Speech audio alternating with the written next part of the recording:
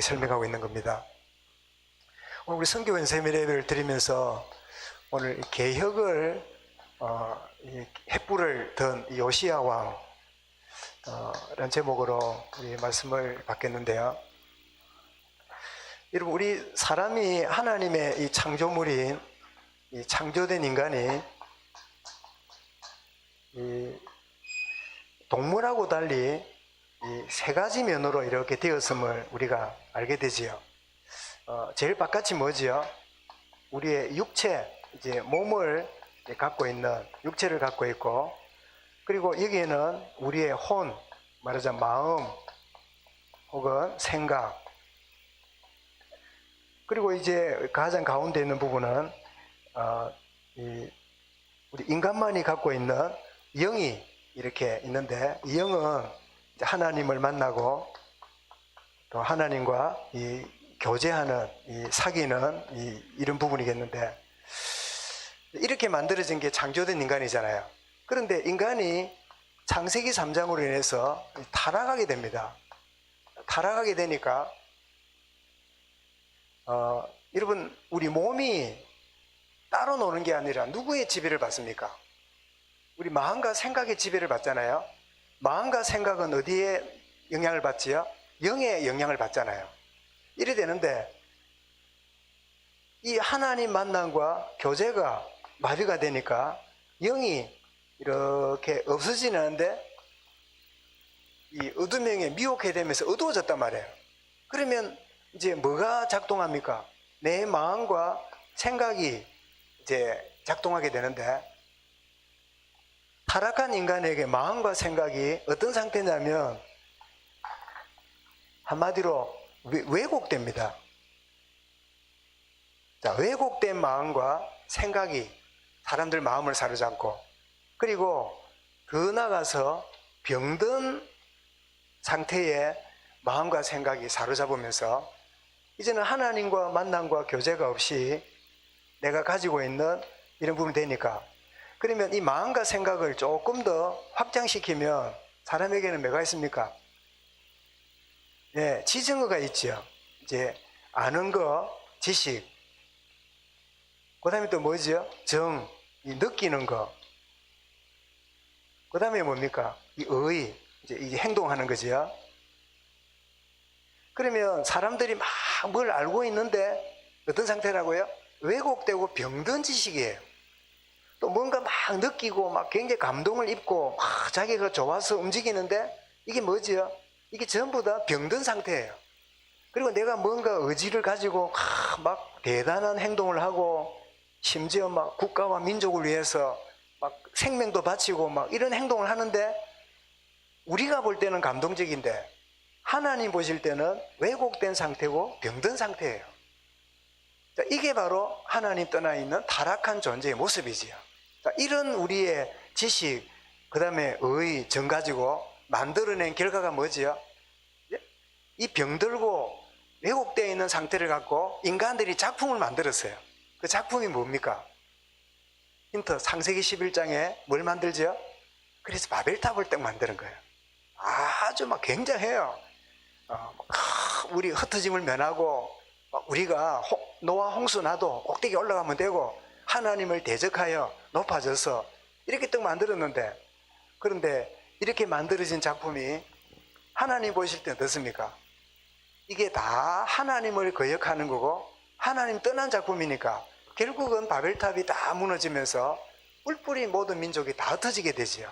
그래서 이 지구상의 민족이 이렇게 흩어진 민족이 된 거지요. 근데 바벨이라는 뜻이 뭐지요? 바벨이라는 뜻이 혼란스럽다. 바벨의 뜻이 뭐지요? 그게 무너진다, 그런 뜻이에요. 그래서 하나님을 대적하여 돼 있는 부분. 그러면 이제 우리가 예수 그리스도로 말미암아 요한복음 1장 12절에 영접하는 자, 그 이름 믿는 자가 될 때 하나님 자녀가 되고, 그리고 예수 믿는 우리 안에 요한복음 14장 16절에 또 26절에 보니까 다른 보혜사를 주사 너희와 영원히 함께 할 것이고, 그러니까 우리의 영이 이렇게 정상으로 살아나요. 그러면 우리 영이 지배하는 마음과 생각이 왜곡되고 병든 상태가 아니라 정상이 되겠지요. 그죠? 그러면 마음과 생각이 정상이 되니까 우리 몸도 어떻습니까? 영이 마비된 상태에서 털린 생각과 병든 마음으로 있었으니까 우리 몸도 정상이 아니에요. 여러분 그런 경험 안 해봤습니까? 멀쩡하게 잘 먹고 잘 입고 하는데도 뭐가 신경을 바짝 썼더니요 몸에 문제가 생기고 그냥 별 문제 없는데 이상한데 뭐 구석구석에 막 없던 병도 막 생겨나고 그런 경험 뭐 아마 분명히 해봤을 거예요. 이제 결국은 우리 몸이 그냥 있는 것 같아도 이 마음과 생각 지배받고 이 마음과 생각은 영의 지배를 받는데 그러면 이제 하나님 만난 사람에게 마음과 생각이 뭐가 되죠? 정상이 된단 말이에요. 정상. 그러면 이 마음과 생각이 정상이 되면 지정의가 딱 정상이 되겠지요. 우리 말씀을 딱 들으면 바로 깨닫고 또 내게 주어지는 감정도 털린 병든 감정이 아니라 하나님 주시는 순수한 감정이 되고 그리고 나의 행동도 뭐지요? 나의 의를 이루는 게 아니라 하나님의 뜻을 쫓아가는 순종의 사람으로 나가게 되는 거죠. 그래서 신앙생활은 뭘 행위를 많이 하기 전에 근본적으로 내가 어떤 상태에 있는지를 알고 내가 하나님을 제대로 만나게 될 때 모든 게 회복되는 그래서 마태복음 11장 28절에 수고하고 무거운 짐진 자들아 다 내게로 오라 내가 너희를 쉬게 하리라. 그래서 우리 지정이가 정상이 되는 그래서 여러분 보통 남자가 오래 삽니까? 여자가 오래 삽니까? 대체로 여자가 오래 살아요. 우리 집에서는 제가 하루도 살기로 했습니다. 왜냐하니까 아내가 내가 잘 하는 거 모르니까 내가 도와줘야 된대요. 그래 자기 죽고 나면 그 다음 죽으라네. 그래 새 학선 안 써놨는데 그 약속을 했어요. 당신이 죽고 나면 그 다음 날 내가 죽기로. 미안합니다. 하나님 앞에 가니 그냥 그래 마음은 먹고 있는데 잘 모르겠어요. 될지 모르겠는데. 근데 대체로 여자가 오래 살아요. 왜 오래 살까요?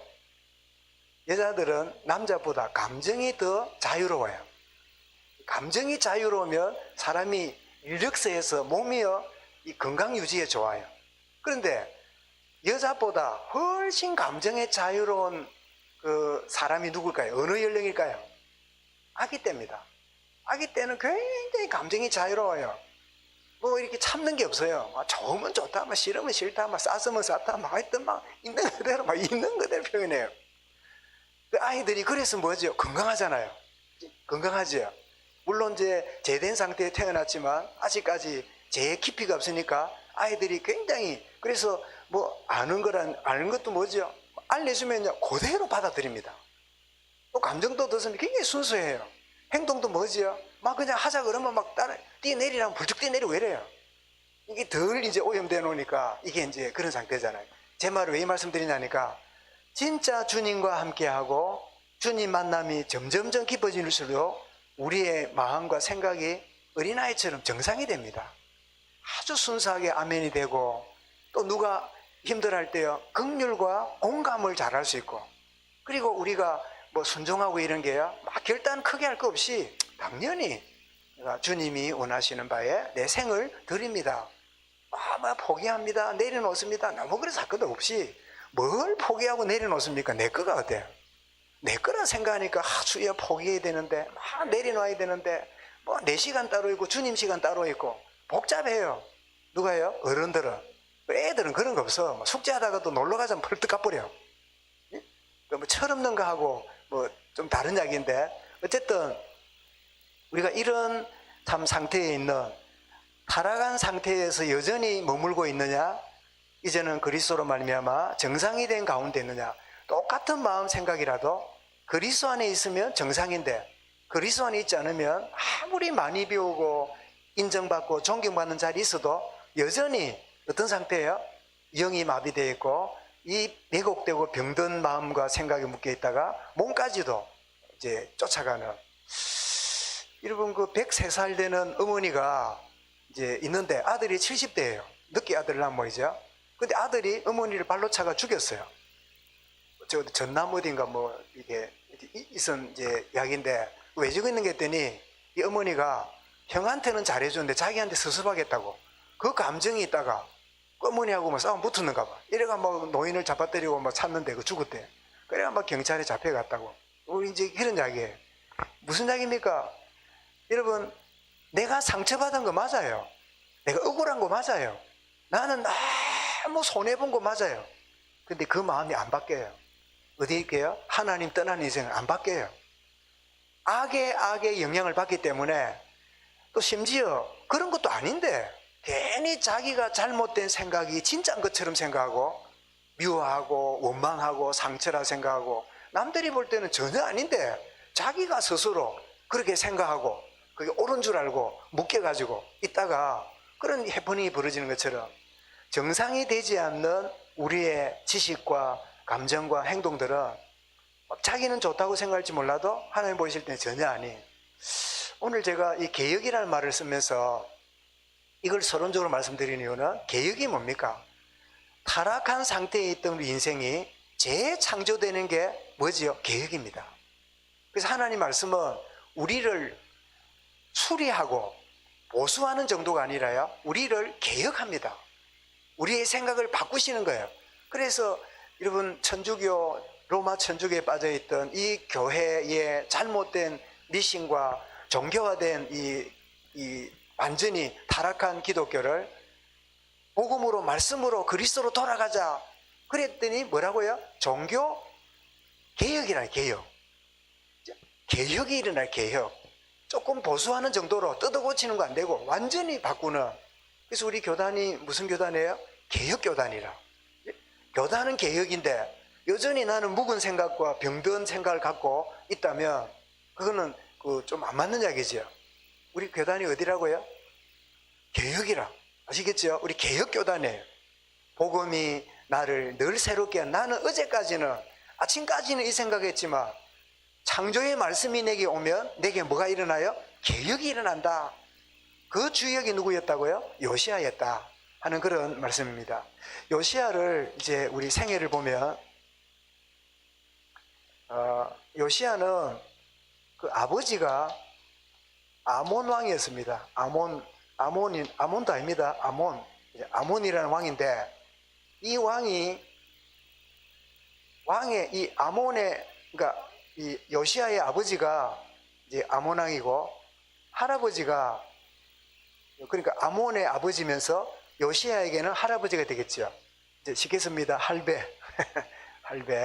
할배가 누구냐? 그 유명한 므낫세입니다. 이 므낫세의 아버지가 누구지요? 우리가 잘 아는 히스기야 왕입니다. 히스기야가 죽을 때가 되었는데 하나님의 기도에서 15년 생명 연장 받았잖아요. 그래서 낳은 아들이 누굽니까? 이 요시아가 태어났는데 요시아가 12살 때 왕이 돼가지고 세상에 55년 동안, 살기도 억수로 오래 살았습니다. 빨리 죽지. 55년 동안 아버지가 무너뜨려 놓았던 모든 악행을 저지르는 이 므낫세, 그 아들이 아몬이에요. 그 아들이 아몬이고 그 손자가 누굽니까? 요시아가 되는 거지요. 이거 너무 어렵게 말했습니까? 알아들었죠? 미안합니다. 여러분을 너무 무시해서. 저는 막 제 수준으로 말하다 보니까 뭡니까? 알아듣는 사람한테 너무 세밀하게 말하는 것 같아서 미안한데, 왜냐면 제가 이해 안 되면 못 넘어가니까 어떤 사람은 다 알아듣는데 자꾸 말하고 있네. 그런 게 있거든. 손을 들어서 됐습니다. 이해 주시기 바랍니다. 예. 이제 이 할아버지 므낫세 그리고 아버지 아몬 밑에 자라난 거예요. 자라났는데 이 아몬이 2년 만에 암살을 당합니다. 2년 만에 그 아버지가. 그래서 나중에 나오겠습니다는 이 요시아가 몇 살 때 왕이 돼요? 8살 때 왕이 돼요. 8살 같으면 요즘 누굽니까? 우리 1학년 누구지? 우리 교회 이번 올해 학교 들어간 애가 누굽니까? 이래가 임금이라. 이래 임금. 이 8세에 임금이 떡 됐어요. 자기가 잘 이래. 그런데 이래는 잘할 거야. 아주 막 재치가 있고 해서, 그죠? 예. 이래 말 참, 8세. 맞네. 8세의 왕이 돼요. 이거 보세요. 할아버지가 악행을 하고, 아버지도 므낫세 쫓아가지고 악행을 하다가 2년 만에 암살을 당하고 그 아들이 왕이 되는 이런 일이 벌어지는데 마침 어머니가 누구냐니까 여디다입니다. 우리 짧은 본문에 나오잖아요.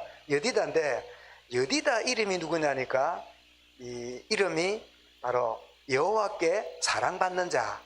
어머니 이름이 여호와께 사랑받는 자 그런 뜻이에요.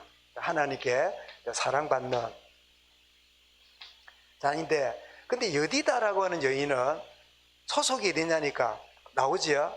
보스갓 아다야의 딸이더라. 그러면 이 보스갓이란 말은 지방 이름입니다. 지역 이름이에요. 보스갓. 예를 들면 뭐 충청도 출신이다, 아니면 뭐 청주 출신이다 이 말이에요. 보스갓의 그 아다야예요. 이 아다야인데 아다야가 누굽니까? 요 여디다의 이제 어머니니까 요 요시아인데 뭐가 되죠? 외할머니가 되겠지요. 외할머니. 요 외할머니 이름이 이 아다야인데 요 아다야의 이름이 또 흥미로운 이름이에요. 그 이름이 여호와께서 즐거워하신다. 즐거워하신다. 자, 어머니 이름이 사랑받는 자고, 그리고 이 친가 쪽에는 막 그냥 악행을 저지르고 이런데 외가 쪽에 있는 이쪽에는 그 어머니가 사랑받는 이름이고 외할머니가 누구예요? 여호와께서 즐거워하신다.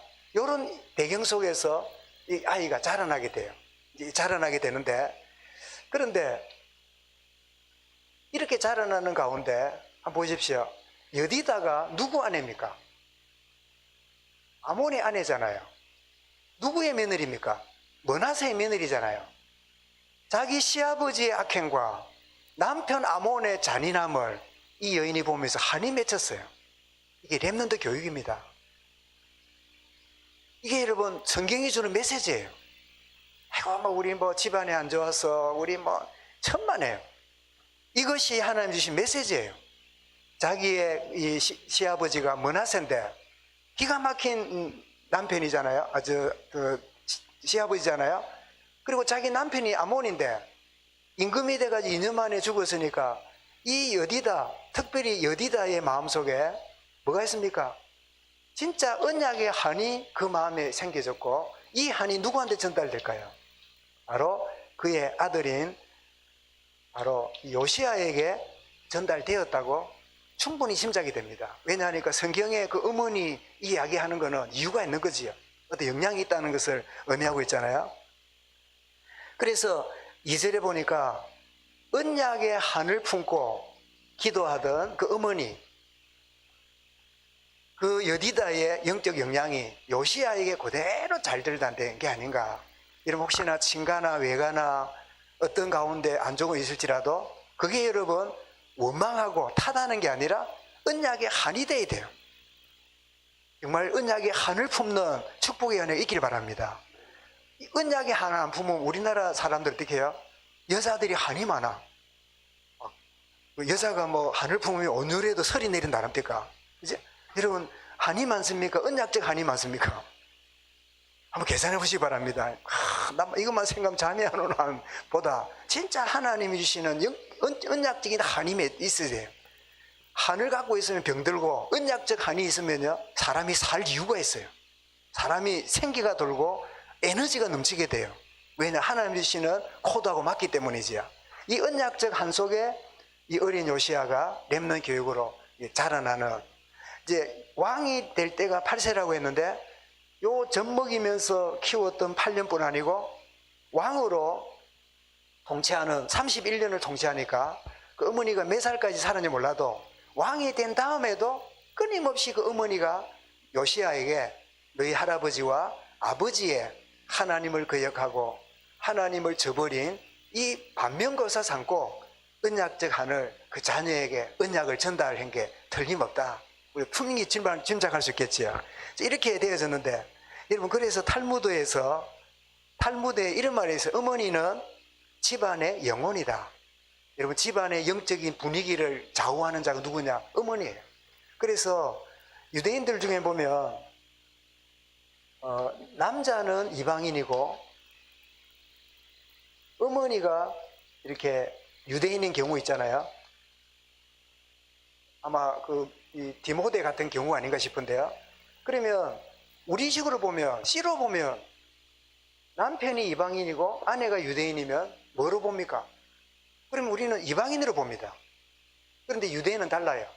남편이 이방인이라도 엄마가 유대인이면 유대인이라고 쳐요. 왜? 어머니의 교육이 얼마나 중요한가를 잘 알아요. 여러분 10달 동안 교육 아닌 교육을 하잖아요. 그걸 보면 뭐라 그래요? 태아 교육을 하잖아요. 태아 교육을. 이거는 막 누가 뭘 하기 전에 어떤 양 주기 전에요. 자녀를 잉태하고 있는 어머니 영향은 지대한 거예요. 그죠? 지대하죠.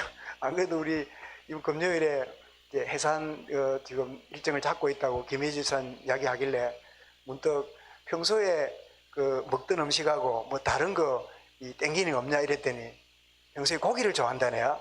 하는데 어쨌든 파인지 고기는 안 내키고 자꾸 뭐 신선한 거 과일이나 뭐 빵 뭐 이런 거 창과시 바른다 빵 뭐 이런 거 그래 이거 뭐 살찌는 건데 뭐 이런 이야기를 해요.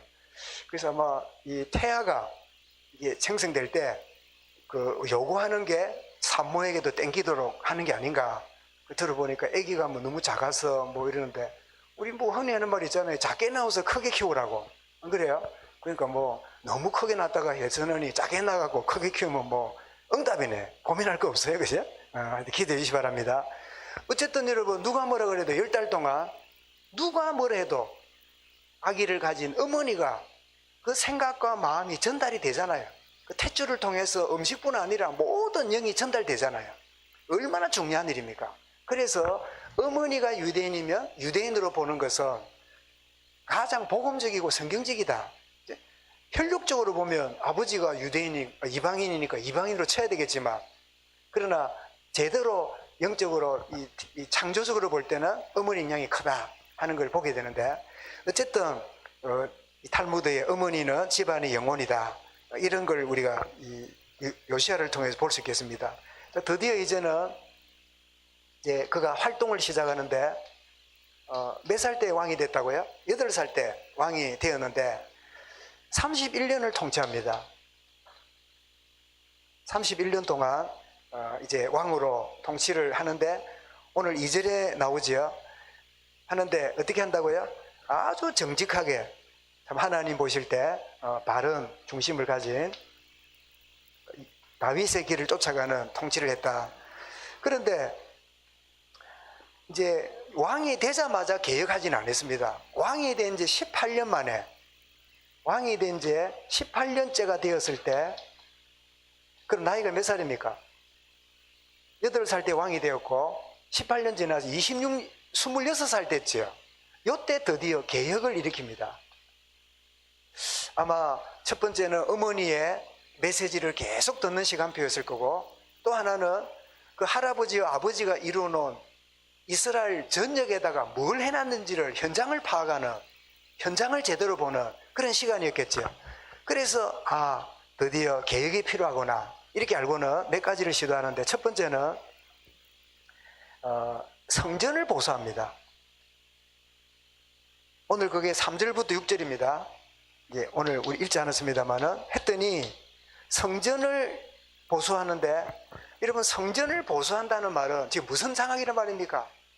성전을 소홀히 하고 있는 이스라엘의 모습이에요. 예배를 다 놓쳐버린 거예요. 예배 없이 막 그냥 자기의 의식주 생활과 막 그냥 그런 쪽에 가버린 그런 것을 보게 되죠. 그래서 말하자면 예배 회복의 비밀을 지도하는데 그런데 웬일입니까? 성전에 와서 말씀 듣고 읽고 해야 될 이 말씀이 성전 보수하는데요 창고에서 나왔어요. 율법책이 거기서 나왔어요. 말씀이 어디에 있다고요? 예배 시간에 읽어야 될 말씀이 저 구석에 있던 게 발견이 됩니다. 그래서 율법책이 발견이 돼요.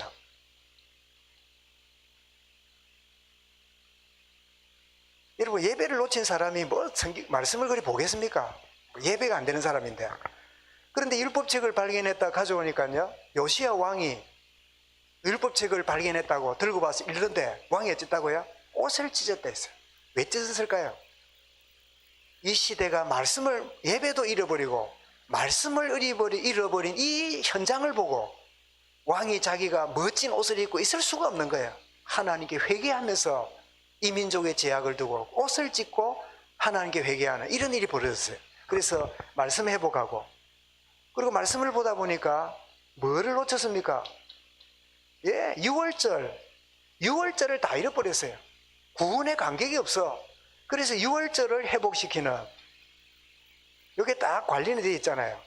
정말 성전을, 예배를 회복하고 말씀을 새롭게 하고, 그리고 6월절을 회복함으로 모든 그 백성들의 마음에 영적인 개혁을 일으키는, 무슨 뭐 법을 바꿔가 제도를 바꾸고 뭐 벌금 때리고 세금 올리고, 그런, 여러분 아무리 법을 만들어도요 사람들은 안 바뀌어요. 법을 이래 만들면 저렇게 빠져나가고, 그래서 왜 서울에 뭐 집값이 너무 오른다고 세리 잡으니까 거기 있던 사람들이 다 어디로 갔습니까? 창원으로 왔다 납니까? 그걸 보고 풍선효과 난다면서요. 어디 콱 누르면 저쪽으로 불룩 튀어나와. 근데 사람들은 법 가지고 안 돼요. 우리 문재인 정권이 참 잘하겠다는 좋은데 인간의 재성을 너무 몰라. 사람들은 이 법 가지고 제도 가지고 안 바뀝니다. 사람이 여유 있게 감동을 받아야 돼요. 진짜 우리 공직자들과 이런 이들이 정말 저러고 있는데 내가 이래야 하는 거는 참 미안하다, 이런 분위기인데, 요즘 분위기 뭐냐면 들키면 재수 없고 안 들키면 막 나처럼 해봐라, 나처럼 해봐라, 그러고 사는 게 오늘 이 시대라. 그걸 보는 여러분 서민들이 볼 때는 막 자괴감이 생기는 이런 세상이 돼버렸잖아요. 어쨌든 이 요시야가 딱 왕이 된 지 18년째에 개혁을 시작하는데, 근원적인 예배 회복하고 말씀 회복하고 6월절 회복시키는 이런 일에 자기 생애를 드리는데, 31년 통치했으니까 18년째 됐을 때니까 어떻습니까? 거의 10몇 년을 더 지속했으니까 많은 변화가 일어났겠지요. 그런데 이 왕이 몇 대 왕이냐면, 대수로 보면 이 므낫세가 14대고 아몬이 15대고, 그리고 요시야가 16대 왕입니다. 16번째 대왕인데, 그럼 참고로 북이스라엘은 19명의 19대째 왕이었던 호세아가 왕이었을 때 아수르 나라에 멸망하고 무너져 버리고 없었지요. 그런데 유다는 20번째 왕이 나중에 세워지게 되는데, 시드기야가 세워지게 되는데, 이 20번째 시드기야 시대에 바벨론 나라에 의해서 나라가 멸망합니다. 그러면 지금 1대부터 20대가 진행되는 16대니까 이스라엘이 많이 내리막으로 가 있는 절박한 상황이었겠죠. 이해가 되죠? 지금 그런 상황 속에 이 개혁을 일으켰다는 거는 그 어머니와 참 그런 가정의 렘넌트 교육에 한이 맺힌 이 언약이 그에게 열매가 되었고, 또 그 이야기를 듣는다고 다 쫓아갑니까? 어때? 그죠? 우리 자녀들에게 막 어릴 때부터 이래 한다고 만드다이 큽니까? 크는 경우보다 그래 안 크는 경우가 더 많잖아요. 어릴 때는 막 그래 하다가 막 크고 나서는 막 어머니 됐어요, 내 알아서 할게요, 아버지 그만하세요, 내 인생은 내 거예요, 이렇게 독립선언을 하는 경우가 대부분이잖아요.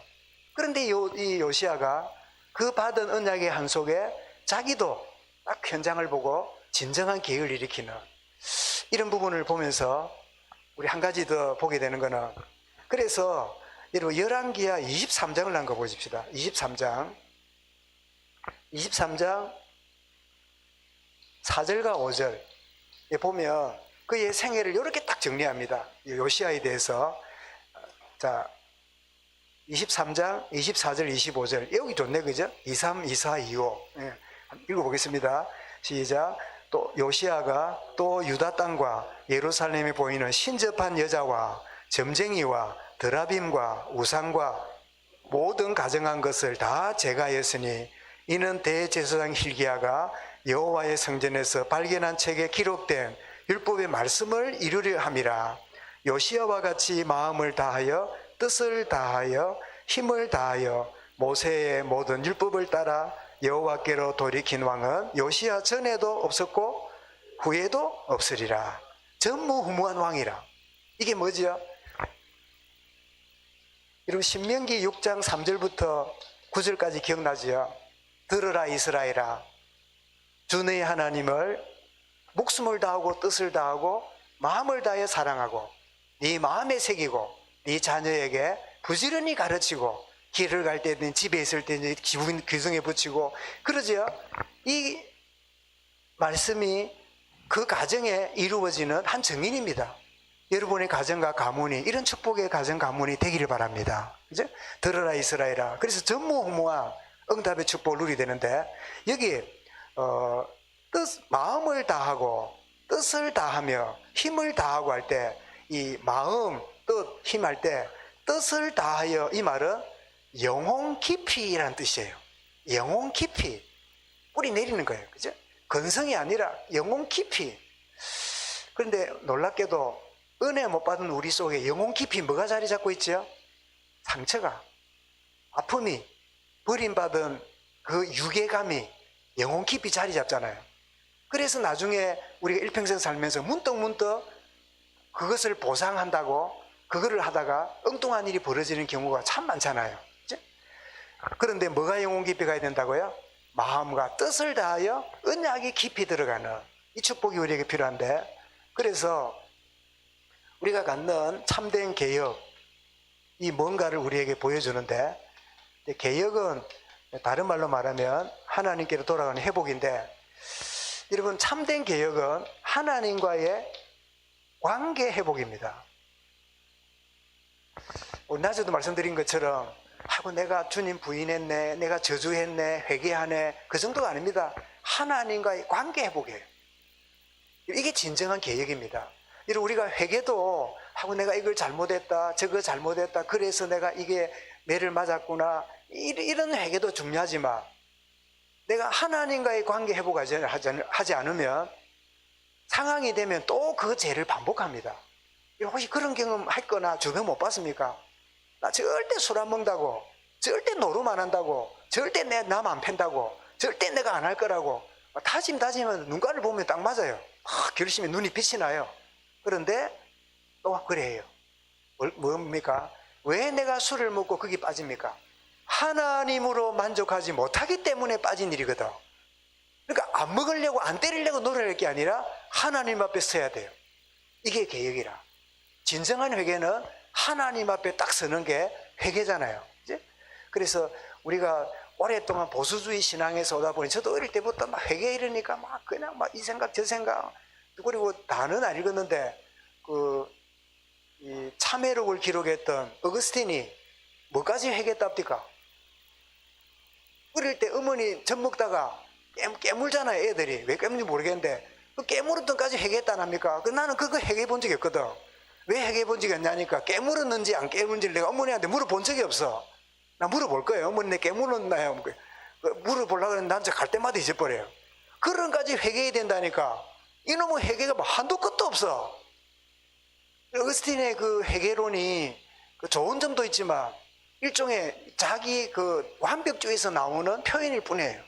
이 완벽주의 빠진 사람들이요, 신앙생활을 잘하는 것 같지만 할 마음에 내가 죄를 회개하고 이래서는 안 되고 그 자괴감, 그는 결국 뭐라고요? 자기의의 기준에 빠진 거죠. 내가 왜 그랬지? 그래서는 안 되는데, 내가 실수했지, 내가 왜 그런 데 빠졌지, 내가 누굽니까? 나는 그래, 이걸 실수했기 때문에 문제가 아니라 나는 그런 존재이기 때문에 이런 실수한 그런 납니다 라고 하나님 앞에 자신을 드릴 때 근원적으로 바뀌는데, 나는 잘할 수 있는데 그걸 잘못한 거야. 나는 안 틀릴 수 있는데 그거를 틀린 거야. 그러다 보니까 회개를 해도 자기 어떤 마음의 자책의 결과지 하나님과의 관계 회복이 안 되잖아요. 진정한 관계는 하나님과의 관계 회복이다. 두 번째로 참된 개혁은 뭘까요? 그것은 결국은 여러분 말씀을 붙드는 겁니다. 우리가 하나님과의 관계 회복을 하는데 어떤 면에 하나님이 안 보이잖아요. 우리 하나님을 사랑하는데 어떻게 사랑 표현합니까? 하나님은 말씀이시라 그랬잖아요. 그래서 말씀을 생명처럼 붙잡고 그 말씀을 의지하고 나가는 게 뭐지요? 하나님을 의지하고 하나님을 신뢰하고 나가는 거죠. 그거는 뭐가 같습니까? 나는 포도나무요, 너희는 뭐라고요? 가지니. 가지가 나무에 붙어 있으면 뭐를 맺는다고요? 예, 열매를 맺나니. 가지된 우리가 나무에 붙어 있는 관계만 깊어지면 그때 열매를 맺는데, 그 맺는다는 게 뭐죠? 말씀 붙잡고 나가는 거죠. 말씀 붙잡는. 그리고 참된 계획이 뭔가를 보게 되면 그것은 한번 보십시오. 자, 하나님과 관계가 회복이 되고 말씀을 붙잡고 있게 되면 자연스럽게 뭐가 될까요? 여러분, 예배가 승리하게 되겠지요. 여러분, 하나님과의 관계가 멀어져 있으면 예배는 항상 뒷전입니다. 이런 사정이 생기면, 저런 일이 생기면, 지금은 바쁘니까 이것 때문에 저것 때문에 항상 자기도 모르게 하나님과의 관계가 멀어져 있기 때문에 그 사이에 계속 이유들이 들어옵니다. 그러다 보니까 말씀도 멀뚱하고 예배가 잘 안 돼요. 그 다음에 하나님과의 관계 깊어지면, 여러분, 관계가 회복되면 그분의 음성과 그분의 말씀이 생명처럼 여겨지겠지요. 그러면서 어떻습니까? 하나님 관계 회복과 말씀 붙드는 제일 좋은 시간이 언제지요? 예배하는 자리지요. 이게 이제 같이 맞물려 있는 거예요. 예배가 안 된다는 말은 말씀이 없단 말이고, 말씀이 없다는 말은 뭐예요? 하나님하고 멀어져 있는 거예요. 자기는 막 간절하다 싶은데 사실은 하나님 보실 때 하나님과의 관계가 멀어져 있는. 그래서 진정한 회개는 개혁은 하나님과 친밀함이 있고, 그 친밀한 하나님이 주시는 말씀 앞에 주여 종이 듣겠나이다 말씀하옵소서. 여러분, 사무엘이 하나님과의 관계 속에 있는 가운데 있을 때 자기에게 말씀할 때 말씀하옵소서, 내가 듣겠나이다, 이런 자리에 가게 되고 하나님이 그에게 예배 가운데 임하시는 축복을 누렸잖아요. 그러면 오늘 우리 헌신 예배기, 우리 이 선교 헌신 예배기도 하고 결론을 말한다면, 우리가 붙잡아야 될 기도 제목은 제일 먼저, 여러분, 나의 배경을 진정으로 한번 점검해 보십시오. 나의 가문, 외가, 친가, 우리 가문의 배경, 이러면 둘 중 하나입니다. 굉장히 안 좋은 경우가 나올 거예요. 그 다음에 나름대로 참 괜찮은 좋은 배경, 둘 중 하나겠죠. 요시아는 어떤 배경입니까? 그 할아버지 므낫세 왕, 그 아버지 아몬 왕, 하나님을 떠나서 잔인하기 끄지없는 그런 윗대에 이런 이 친가 쪽에 영향을 있었잖아요. 그렇다면 충분히 이 요시아는 할아버지 아버지의 영향받아 쫓아가도 그래 이해가 된다. 아이고 뭐 그래 그렇더만은 뭐 이해가 된다. 여러분 집안에 그럴 일이 없었겠지만은, 아이고 우리 애 보니까 또 저거 애비 같다. 아이고 보니까 그래 그 시대 그 보니까 말하자면 아이고 그래 막 집안에 물이 그냥 그렇구나. 여러분 집안에 없지요? 그런 가정이 있어요. 아이고 딱 보니 그렇더만은 또 하는지 보니까 그렇네. 그런데 요시아는 뭐죠? 외가 쪽에 어머니의 그 언약의 한이 그에게 배경이 됐어요. 여러분 결국은 배경이 있지만 복음의 사람은 선택의 결과임을 압니다. 안 좋은 배경을 나도 모르게 쫓아가죠. 천만에 내가 선택하고 쫓아가는 거예요. 그런데 작을지라도 내게 안 좋은 배경이 아니라 진짜 좋은 배경을 하나님 앞에 딱 붙잡고 나간다. 그게 뭐지요? 선택의 결과예요. 여러분 집안을 돌아보고 주변을 돌아보고 또 여러분 멀리 갈 것이 우리 교회를 딱 생각할 때 뭐 이런 면 저런 면이 있겠지요. 그래서 여러분들이 막 안 좋은 쪽으로 생각하고 이렇다면 막 실망스럽고 그럴 수도 있겠지요. 그러나 그 중에 딱 하나님이 우리 교회 25년 동안에 이런저런 가운데 내가 붙잡을 게 이거구나. 내가 왜 여기에 중심을 담아야 되는가. 이 사실을 여러분 안다면 교회가 어떻습니까? 좋은 배경이 되는 거예요. 여러분 하나님은 우리에게 좋은 배경을 주셨습니다. 시댁이 여러분 배경입니다. 아멘. 아무도 안 하나. 친가가 이런 배경입니다. 좋은 배경을 주셨어요. 그 다음에 두 번째로, 그래서 우리가 주님 나쁜 배경 때문에 우리 집안은 이러니까 저러니까 주님 속았습니다. 어떤 나쁜 가운데 있을지라도 하나님은 나에게 좋은 것을 주셨는데 내가 몰랐고 잘못 선택한 결과일 뿐입니다. 주님 나를 바르게 선택하는 은혜를 주옵소서. 기도이고, 두 번째로 우리가 잡아야 될 기도 제목은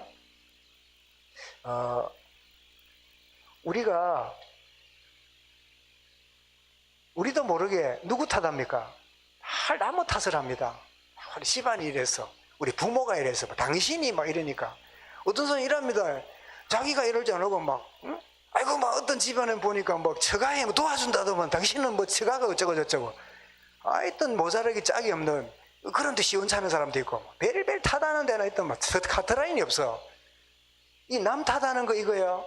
이게 남 탓하기 시작하면 밤새 옵니다. 혹시 한 해봤습니까? 놈 때문이고, 그놈 때문이고, 그놈 때문이고, 막, 누구 때문이고, 막, 이러면은 막, 한없이 막 힘이 나요. 힘이 나는데, 하는 만큼 힘 빠져버려요. 사단이 막, 거기다 기름을 갖다 부어요. 칼칼하도록 막, 계속 하루도록. 여러분, 남 탓하는 사람 눈가를 보세요. 아주 막 타오릅니다. 막 아주 뭔가 모르는 에너지가 넘쳐나요. 그 에너지가 성령 불일까요? 사단이 주는 걸까요? 성령이 주는 게 아니에요. 여러분, 이 남 탓이 아니라 정말 하나님이 나에게 아까 우리 배경을 딱 점검한 다음에 남 탓이 할 게 아니라 이게 나의 뭐죠? 다 디딤돌입니다. 여러분, 우리 그 일본에 그 노벨 그 문학상 탔던 그 우야코 그 여인 있잖아요. 빙점 아야코입니까? 아야코 우짜코 뭐 있는데 그 여인이 여러분 썼던 그 빙점입니까? 그 책 있잖아요. 보면 그랬잖아요. 나는 우리 집이 작아서 너무 좋다. 가족이 항상 가까이 할 수 있으니까. 나는 무능한 남편이 가까이 있어 좋다. 나를 아껴주니까. 이런 걸 읽어보면요. 우리가 너무 부끄러워요. 작품이 자기 감정이라. 이러면 사람들의 생각을 완전히 바꿔요. 누가 뭐 이러니까 나쁘다니까. 그러니까 좋다. 오히려 그것 때문에. 그래서 왜 어떤 분은 그랬잖아요. 자기가 이런 다음에 자기는 배운 것도 없고 이런데 나는 배우지 못한 게 감사하다. 왜? 모든 사람에게 배우려고 했기 때문에. 나는 배경이 없고 가진 게 없기 때문에 감사하다. 왜냐하니까 의지하지 않는 내게 준 재능과 이런 것들을 극대화할 수 있는 그런 기회를 내가 가졌기 때문에. 이건 다릅니다. 남 탓하는 자가 아니라 주님, 내게 이런 배경 저런 배경은 디딤돌입니다. 이렇게 실패하고 저렇게 실패했다면 그것이 그 자리에 매이지 않는 걸림돌이 아니라 디딤돌을 내게 주셨습니다. 이게 우리가 붙잡아야 될 메시지예요. 그러면 세 번째로 내가 딱 바로 서면, 내가 딱 우뚝 이렇게 딱 서면 정말 좋은 배경을 선택하고 디딤돌로 여기고 서게 되면 요시야처럼 어떻게 됩니까? 이때 일어나는 일이 무슨 일이 벌어집니까? 요시야가 통치했던 그 시대를 살렸어요. 요시야가 통치했던 31년 동안에 유대 나라의 시대를 바꾸었어요. 한 사람 서면 시대를 바꿉니다. 여러분, 저와 여러분은 약하지만 우리가 딱 보고만에 제대로 서면 우리에게 주어진 영향력이 여러분 제복됩니다. 여러분, 가는 데마다 시대 살리는 응답의 축복의 주역 되시기 바랍니다. 그 다음에 두 번째로 자연스럽게 그 어머니 여디다의 언약적 한이 자녀를 후대를 세웠잖아요. 그 시아버지 남편의 그 잔인한 하나님 떠난 그 때문에 얼마나 쓴 눈물을 많이 흘렸겠어요.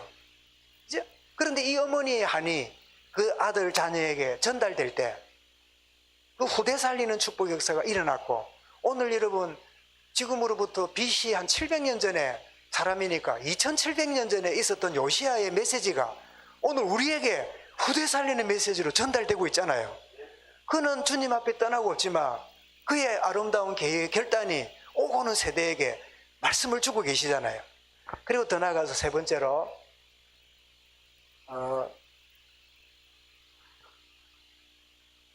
그리고 이것이 여러분 세계 복음화의 놀라운 하나님의 증거가 드러나게 됩니다. 우리 이제 다음 주쯤에 이제 그 왕들의 그 역사를 통한 치유를 마무리하고 이제 왕들이 활동할 때 이왕 저왕 활동할 때 계속 하나님 누구를 보냅니까? 선지자를 보냈잖아요.